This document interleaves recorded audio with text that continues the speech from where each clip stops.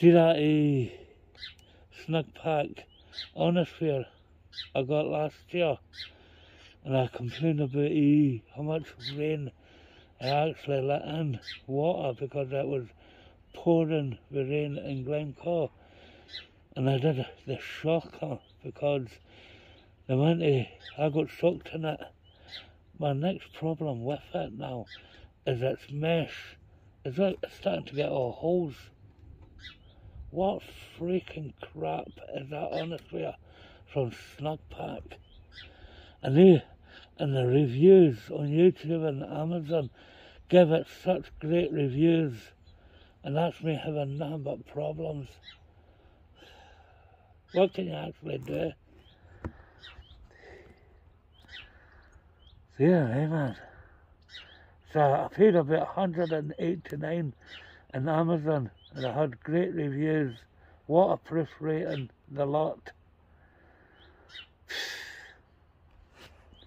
The reviews were pathetic. So that's why I had to use Fabsol, because Fabsol makes your tent even more waterproof. And I was actually asked it myself from out and about in Scotland, and she says it's great stuff, and she uses it all the time to make the tents even more waterproof. And it is great stuff, because we had a bit Monday, Tuesday, Wednesday, and it was just rain, and the night time it was pouring with rain. I'm going to actually show you the actual holes, and that's honestly freaking ridiculous. I think it's a different version to the actual one that actually the reviewers got, because I think there's a second version, a cheaper version, which is actually basically no good. What else? What else can go wrong? Well, I should have brought my mountain warehouse backpacker 2-person tent. That's a great wee tent. Nothing but trouble with that, honestly. Snugpak. Got a good mind to write to them and see how crap it is. As usual, that's always been a problem with me on YouTube. When reviewers get the product sent to them by companies, they just cannot tell the truth. They give it great reviews, the lot.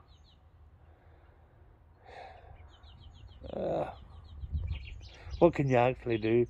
Nothing.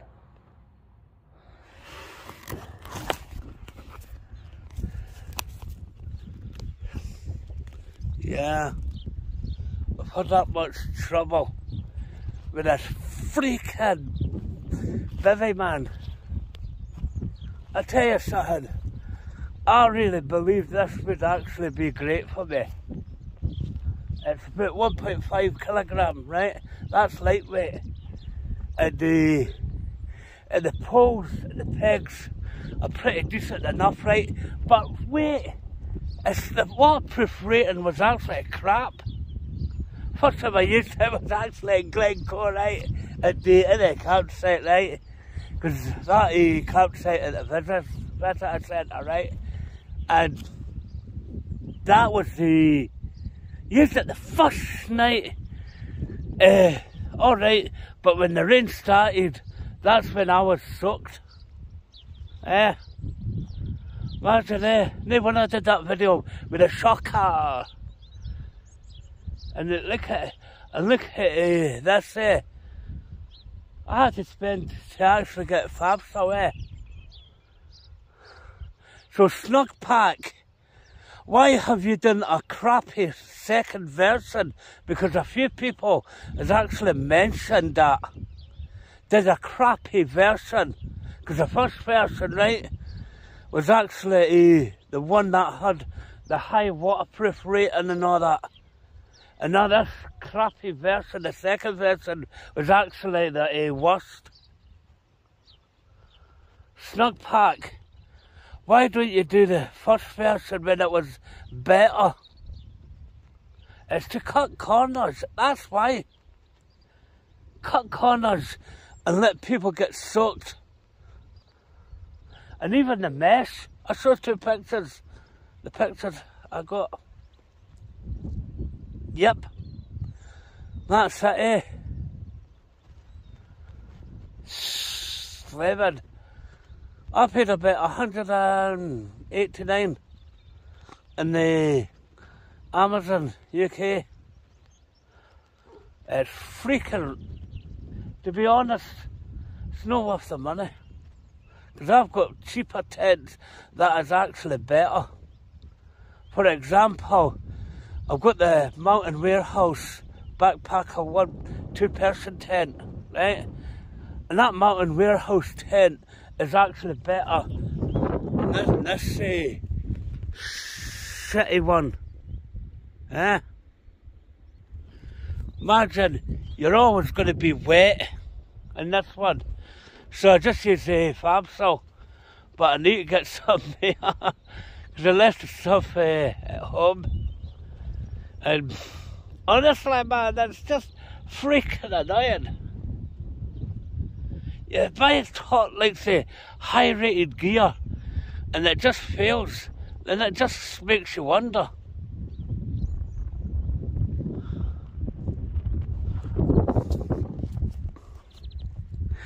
So as you can see, can you recognise this area?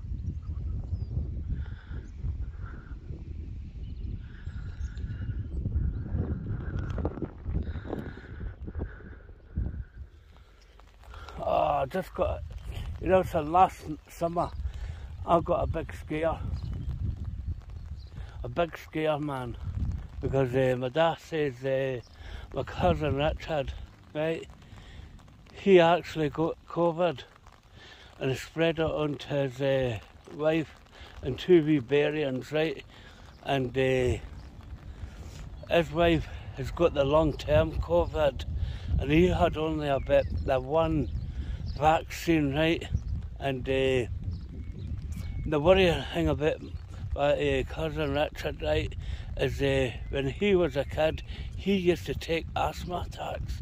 And there's one time I was staying with him and his brother, and so Richard, right, when he was about 8, 9, right, he really took a severe asthma attack, and it was that worrying, because when you see somebody take that kind of asthma attack, it's just so worrying. And actually, he's alright now, because he's over COVID, and I hope Joanne, his wife, I think she's alright. I've not heard, but they're alright now, and the worrying thing about my cousin Richard, what if he took that kind of severe asthma attack, right, and top of COVID, he would have been away. This whole world has been in this global pandemic because of these crook governments. Definitely this COVID was man-made by the governments. You look at December last year, Boris Johnson, he says the only way to get back to normal is the vaccines and all that. And see, Omicron, that actually hurt this world even harder than the first wave. And all these governments demanded vaccines, vaccines, vaccines. Man, you know something? I thank these scientists, because it's the only thing Boris Johnson has actually told the truth is that he says science has been an absolute miracle, helping this world, helping humanity against a COVID that has swept this world within 4 months. And these scientists I give them thanks. They have been absolutely fantastic, these scientists, helping this world. And you know, sir, the biggest question, right, I've had during COVID-19, right, this is it, I'll tell you the truth, is why aren't religious leaders helping this world against COVID-19? They're just leaving it to the scientists. They don't even offer to help these scientists. As these scientists have actually been absolutely awesome. Because I reckon, alright, a lot of people saying this is all down to money. It probably is, because everything that makes money, they want to keep it going. Why can't religious leaders help this world, eh? They have actually done nothing. I've had no help from religion or these religious leaders. I've had no help at all. My family's had no help. It's actually been these incredible scientists. The world should thank these scientists for the incredible work they've actually done. And it's just, to be honest with you, this world doesn't have long to go. This actual situation with Russia and Ukraine, yeah, and people's doing their bit, because a lot of shops right now are doing the Ukraine appeal. So I've gave like 50 pence or 10 pence or 20 pence for the appeal, eh? And this is a situation with Russia, eh? The big fear is around this world is it's going to end in the worst scenario. And what's President Biden and that Boris Johnson doing? They're doing absolutely nothing. Because what can you actually do when you go to a country like a superpower like Russia?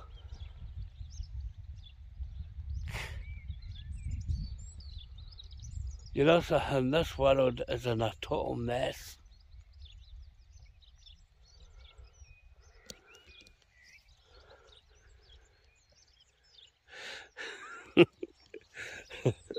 Oh, baby, yeah. Honestly, it's all, to be honest with you, right? Boris Johnson's just using this Ukraine-Russia thing to escape all the big scandals or the big parties he's had there.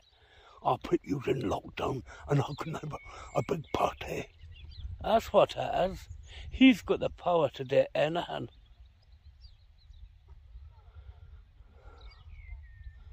And like I said, 1st of January, I got the shock of my life. Absolute disbelief, right? Tony Blair got a knighthood. Imagine, Tony Blair, all the lies he told, all the war crimes against humanity, and he gets a knighthood, yeah. Gosh. It's unbelievable, eh? These world leaders can get away with anything.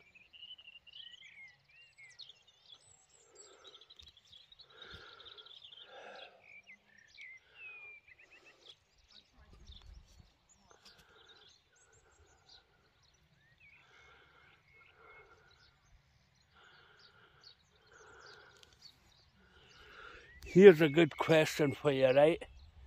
Do you believe Tony Blair when he says Princess Diana's death was an accident?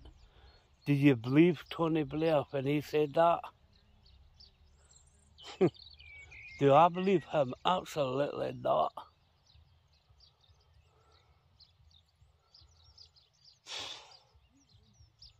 And there's honestly, this world really needs to shake up. Because all this world is actually suffering. That's what this world humanity is, suffering.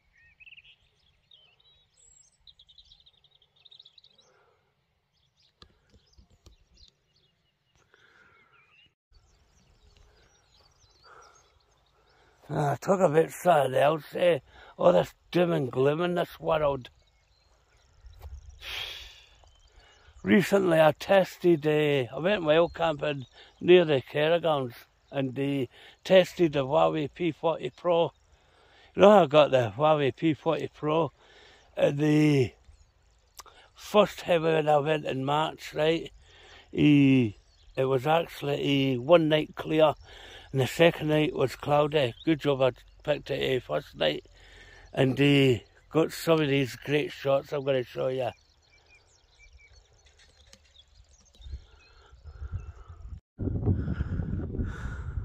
Don't bother with this second crappy version, because shame on the Snugpak.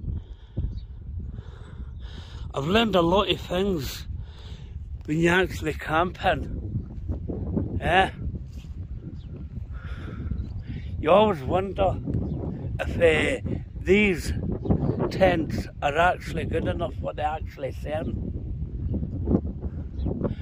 So, got great news there. I've hit the biggest target yet in my channel. Over 2,000 views. My last video. That's when I was, you want to go camping by the train to that destination, then you can do the camping. Got over 2,000 views, 2K. And that was one of the targets I was actually wanting. To see I've had 1K videos, like say 1K views I mean. And I've actually got my one Tigress Angry Rant, that's actually got 1.2K views.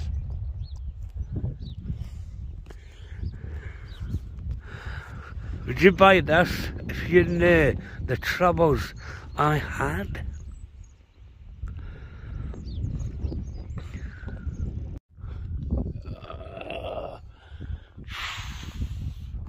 Yep, you'll probably recognise this place. Big.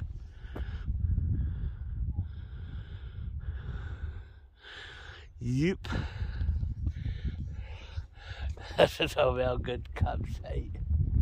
Yeah, I just recently watched a film, right? It's about the name of it is Clash of the Titans.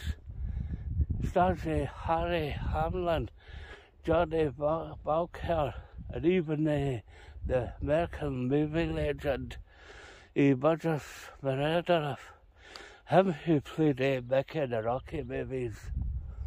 And it's all loosely based on the Greek myth of Perseus. And start the movie was actually right, the casket sailed to Celebes, and that's where I see different stages of Perseus' life. And Perseus was the son of Zeus, king of the gods, king of the heaven and earth, mighty Zeus. And then he goes and meets, he finds his destiny, because his destiny was actually to marry one of the most beautiful women, Andromeda. Now, where have I heard Andromeda, Perseus, Cassiopeia, Andromeda's mother in that movie? They're all actually legends of the night sky.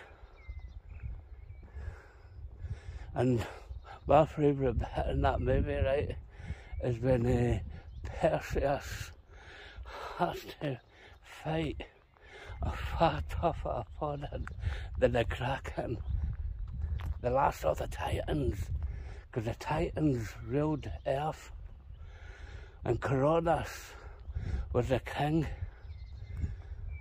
Then Perseus, right, had to fight Medusa, the snake-haired woman, the Gorgon, who can turn anything, any living creature into stone.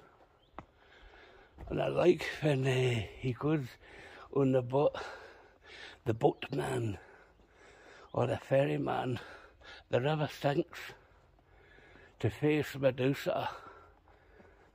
How would you like to face Medusa? One look at Medusa and you're turned to stone.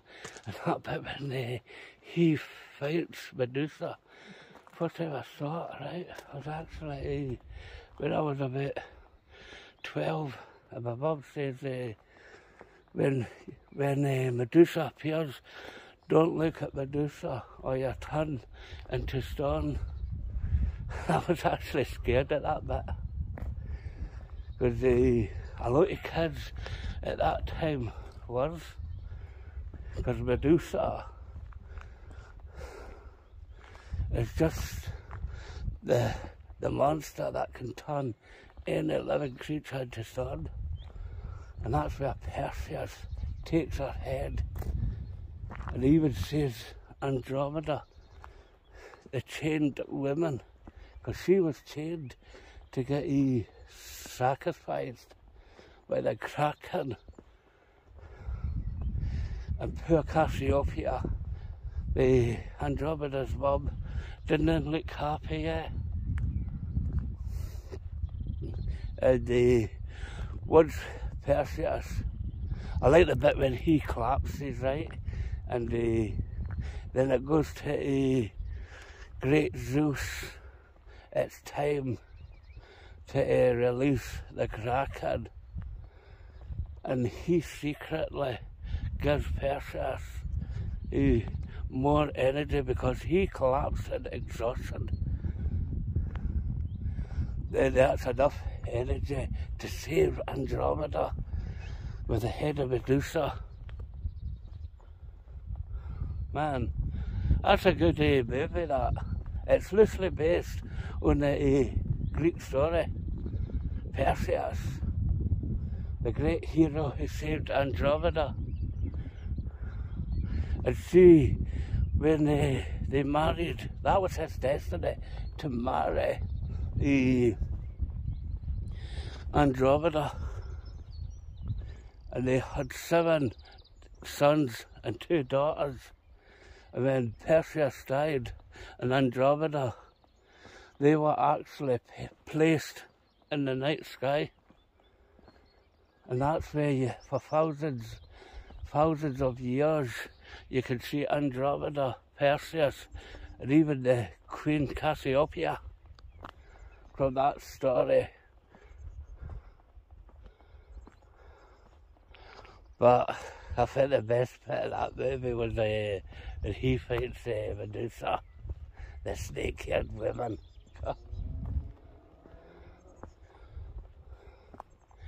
And even like you actually see in the movie, right, is the Pegasus, the white stallion, the flying horse, and you can actually see Pegasus in the night sky, because they were all placed in the night sky for centuries, right?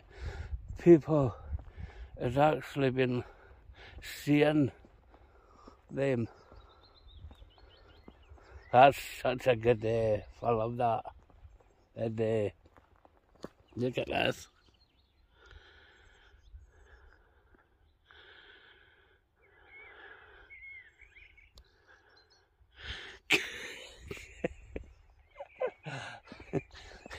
This is actual life.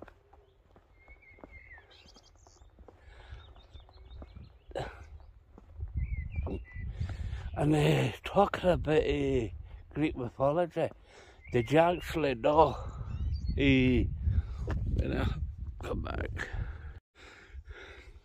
did you know we've all got a part of Greek mythology in our bodies? Yep. You've all heard Achilles, yeah, the Achilles heel, and we've all got his heel the weakest point in his body. Yeah. And he wanted his name to last forever. The great Greek warrior, the greatest warrior, yeah. And we've got all his heel, and that's the weakest point, because his mum dipped him into the river Styx, and the heel didn't get touched. So that's his weakest part of his body, and that's our weakest part of our bodies. So Achilles' heel, if you got a sore heel, curse Achilles, because he wanted to be remembered in history. His name will live forever, because he actually fought and actually died in the most famous and greatest war ever in history, the Trojan War. There's so many big names are in that Trojan War. 1,000 ships came to get Helen of Sparta back, because Paris fell in love with Helen of Sparta. And that's where Achilles died, at the hands of Paris, when the Greeks got into Troy. And how did the Greeks really get into Troy? Legend had it, the Greeks got into Troy because they built a huge wooden horse, and that's where the Greeks hid in the Trojan horse. So many of the biggest names in that war: Achilles, Hector, Paris, Helen of Sparta. That's only to name a few. And I actually recently watched that film Troy, that Brad Pitt and Orlando Bloom, they were in it. Troy, the 2004 movie. The greatest war ever in history. And Achilles had to fight in it because he wanted his name to last through the ages.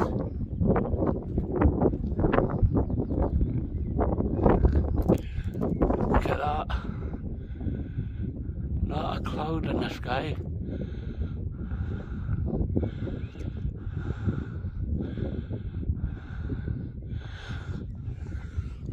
So tonight, if it stays clear, I've got the Huawei P40 Pro. The Huawei P40 Pro, man. What can I honestly tell you about it? When I first got it, I saw all the shots it can actually produce, and they were incredible. It was almost like you're actually taking the shots of the night sky, right? Actually, really high-end DSLRs.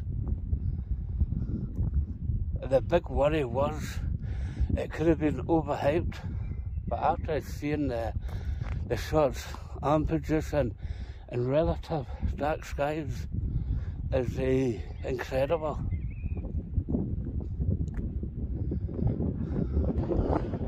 If the Huawei P40 really can produce shots what you can actually see, it's going to be absolutely incredible. Because Huawei, they all say they make their phones professional, and for me, is the Huawei P40 Pro a professional camera for a professional astrophotography? And what I've seen, I would actually say yes, because these shots are not going to be as good when I get you really used to the camera and what's the best settings.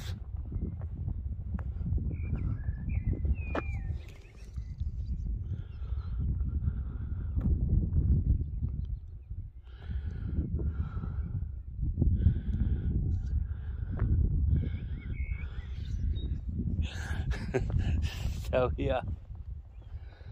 So my plan is when the dark nights start coming back in, because next month is the Scottish twilight. It doesn't get dark in Scotland, dark enough, and it's twilight all night, and that lasts until about near the end of July. Then that's when the darks start getting dark enough. So it's going to be the start of August. Then I need to watch out for the moon. See if the moon wasn't here, I think it would be better.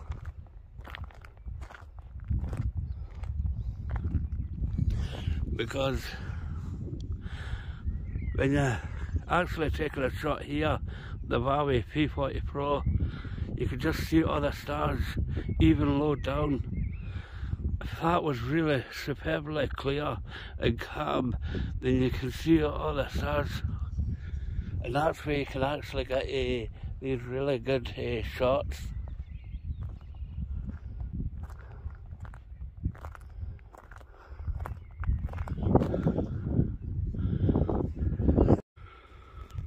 Folks, that's what you're looking at, is the Huawei P40 Pro smartphone, and you all know what I'll be doing with this phone, especially when it's clear at night, because this phone, right, the camera is absolutely fantastic for astrophotography. And here's some of the shots I've got here, and this is the darkest area. This smartphone for astrophotography is absolutely fantastic.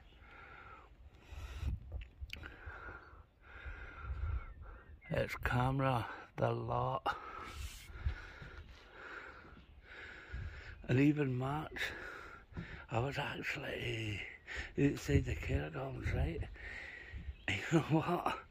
I was actually getting shots I could not believe I was taking, and it was bottle 3. Bottle 3's okay, but if you really want the dark skies, it's really bottle 1 or bottle 2. Bottle 1's the darkest, bottle 2's second best, bottle 3 is third best. You know something? This place here is actually, I would say actually a bit bottle 3, 3.54, so it's reasonably dark, but this flaming smartphone, right, it's just fantastic, the shots I'm getting with this phone. And once I go to the bottle 1 area, and in Highlands of Scotland, there's a few bottle 1 areas. I could go to Galloway, Dumfries, there's an all dark sky site there, bottle 1, but I wouldn't go to Dumfries, Galloway, because don't get many nights doing that way. But this is the future I've been looking forward to.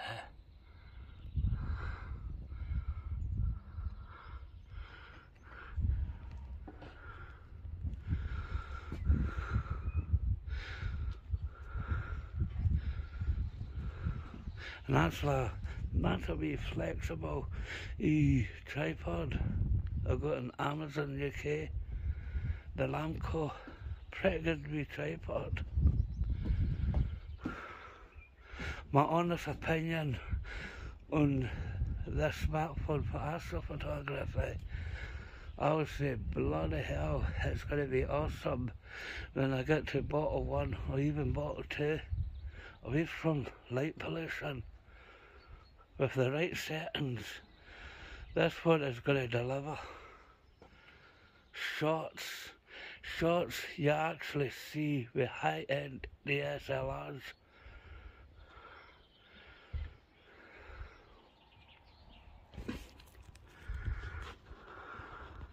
And here's some of the shots. Well, what do you think of the shots?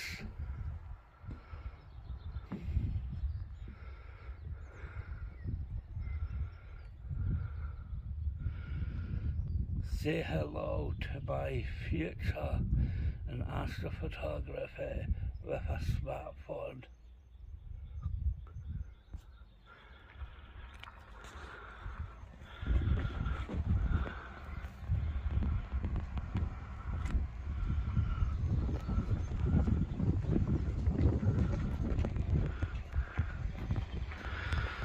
My future with this phone has started.